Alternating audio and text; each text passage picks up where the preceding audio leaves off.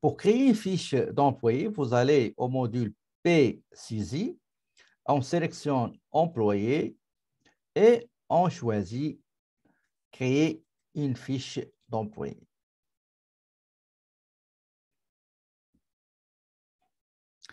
Je donne le numéro, bien le matricule.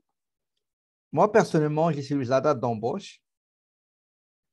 Donc, 2018-01-01, suivi par la première lettre du nom de famille, J, et la première lettre du prénom de l'employé à créer, donc J. Ici, je vais mettre Jagmit Jad. La même chose, donc ici, le nom Jagmit Jad et le prénom, elle est là.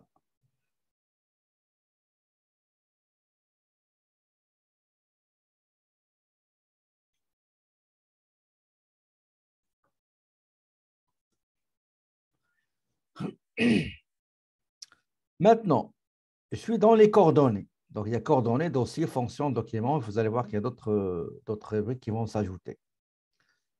Quel est le numéro d'assurance sociale?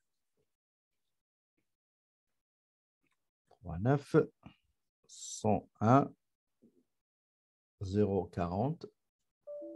Ah, ça ne marche pas. Voilà.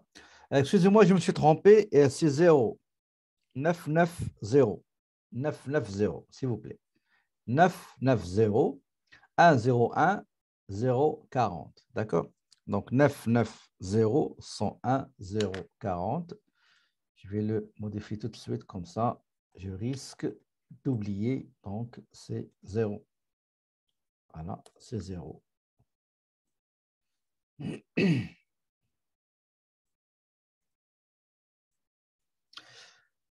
Sexe, c'est féminin, donc Jade avec E à la fin. État civil, est-ce que c'est marié? Marié, ok. La langue de préférence, c'est la langue française. Date de naissance, le 7/07 1977.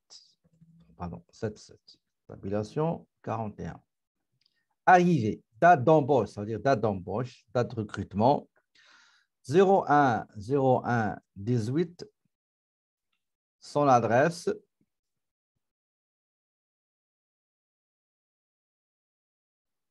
donc adresse, son adresse, donc 1-234, boulevard La Solitude, La Solitude.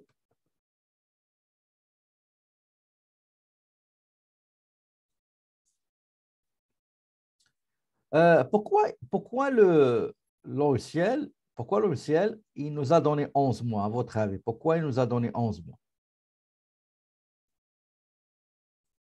Donc, la raison, c'est simple. Logiciel, il n'accepte pas les années après 2018, c'est juste 2018, mais il garde les mois du système. Donc, on a mis le 1er janvier 2018, nous sommes le 8 décembre.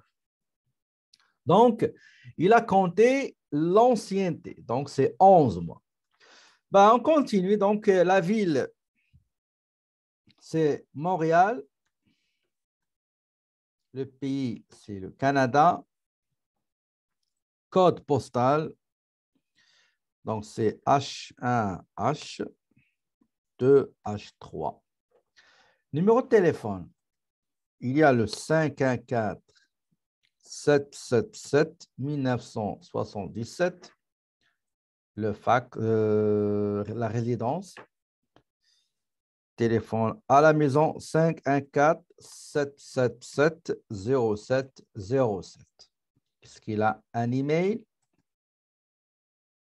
Oui, Jagmit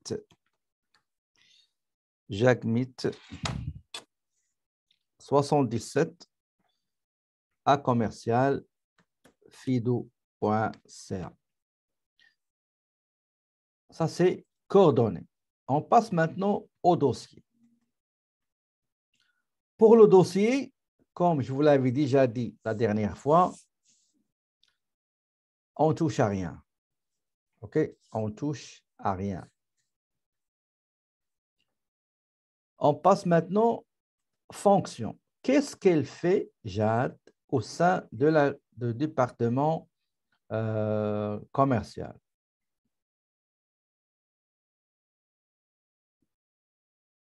Selon l'énoncé, qu'est-ce qu'elle fait?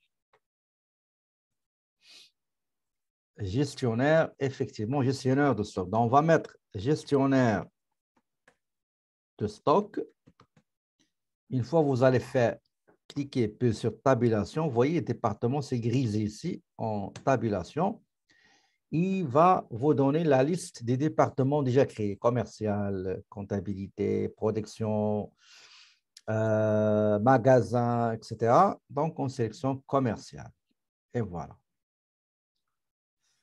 Donc, une fois fait, vous aurez définition, salaire, contribution. On commence par définition.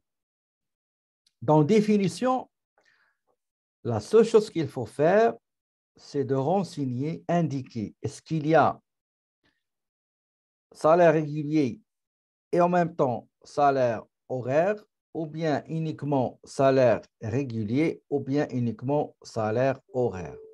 D'accord?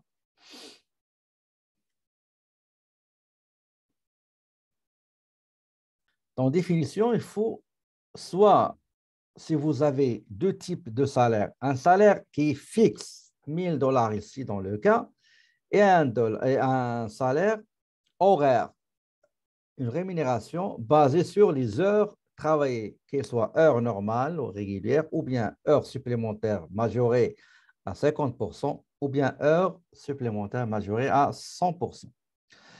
Salaire. OK. Donc, on a des salaires réguliers, salaires horaires, selon le cas. Maintenant, salaire. Dans le salaire, qu'est-ce qu'on va mettre? Regardez, ici, le salaire régulier, le montant fixe, on vous dit quel est le montant fixe que vous allez rémunérer durant cette période de paie. Donc, c'est 1000 dollars. Maintenant, durant la quinzaine, quel est le total des heures régulières travaillées? Selon le cas, c'est 60. Tabulation. Il va vous demander les heures travaillées, les heures régulières travaillées. Chaque heure sera rémunérée à combien? Selon le cas, c'est 18 dollars. Donc, j'ai mis 18 dollars. Tabulation. Est-ce qu'il y a des heures supplémentaires travaillées qui doivent être majorées à 50%? Oui, c'est 5 heures. Je saisis 5 heures. Y a-t-il des heures supplémentaires travaillées à rémunérer doublement? Oui, c'est 5 heures encore.